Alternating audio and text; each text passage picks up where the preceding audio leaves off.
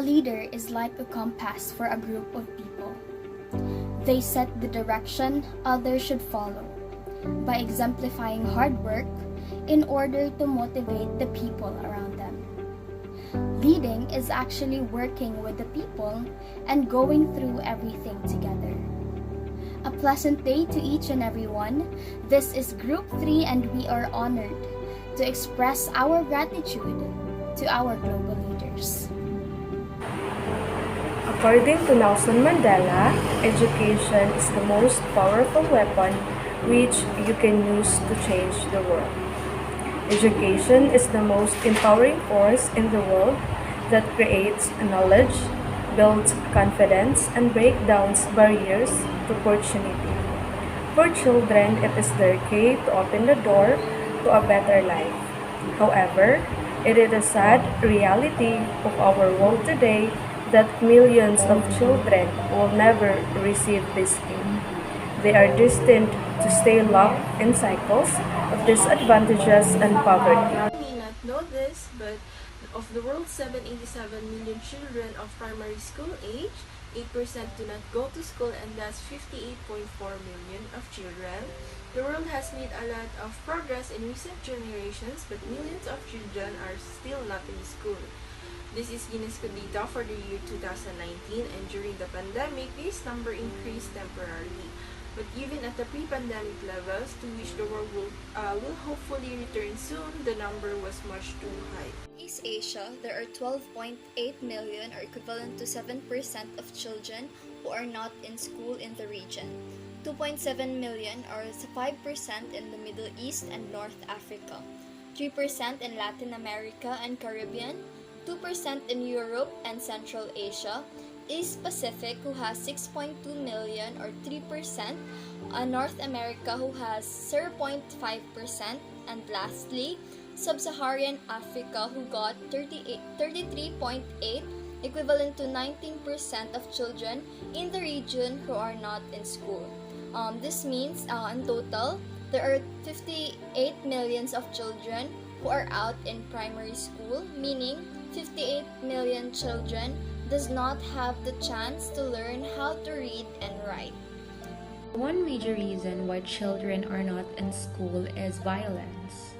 In the world's ongoing conflict areas including Syria, Yemen, Sudan, and Nigeria, where half of all out-of-school children live in conflict-affected countries.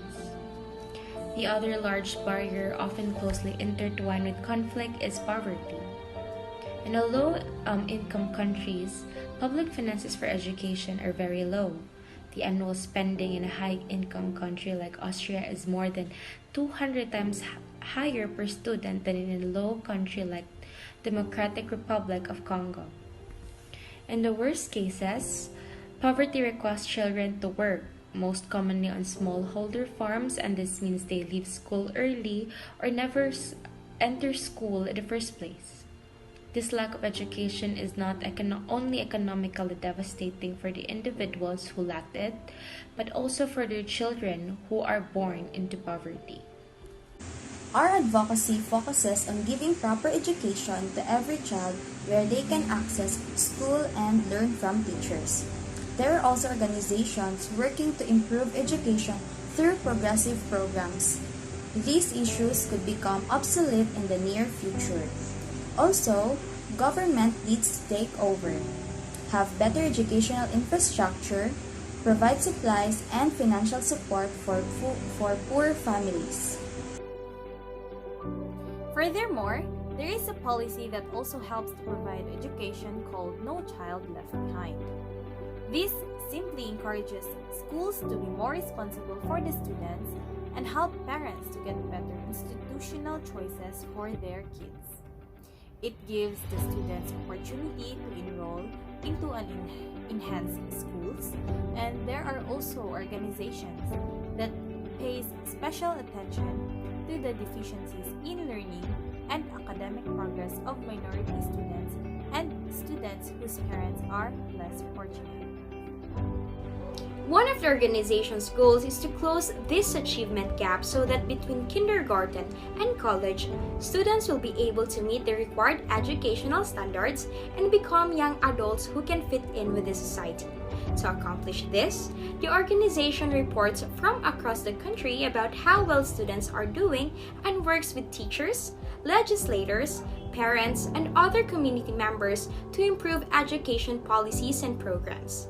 Although our education system has been improved in recent years, and we have many programs aimed at helping low-income families adopt a more educated lifestyles, but progress is still painfully slow.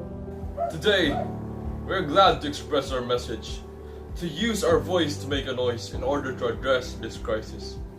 To our global leaders, we're hoping that you will take response to innovations and reforms. It is our hope that today is the year that we will all finally stand and prioritize education. We are trying to do our part. However, it is not enough. We cannot do it alone. We need you, our global leaders, government, business, and even individuals to stand up. The case for education is indisputable, and we have no time to waste. Millions of children and youth around the globe cannot wait any longer. Please join us in our efforts to create the learning generation.